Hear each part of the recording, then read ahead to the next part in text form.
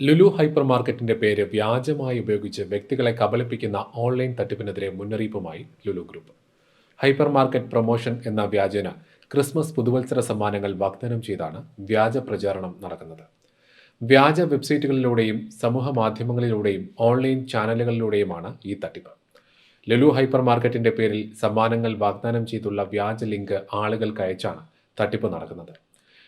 ലിങ്കിൽ ക്ലിക്ക് ചെയ്താൽ നിങ്ങൾക്ക് ലുലു ഹൈപ്പർ മാർക്കറ്റിനെ കുറിച്ച് അറിയുമോ, എത്ര വയസ്സായി, ലുലു ഹൈപ്പർ മാർക്കറ്റിനെ എത്രമാത്രം ഇഷ്ടപ്പെടുന്നു, നിങ്ങൾ പുരുഷനാണോ സ്ത്രീയാണോ തുടങ്ങിയ ചോദ്യങ്ങളിലേക്കാണ് പോകുന്നത്.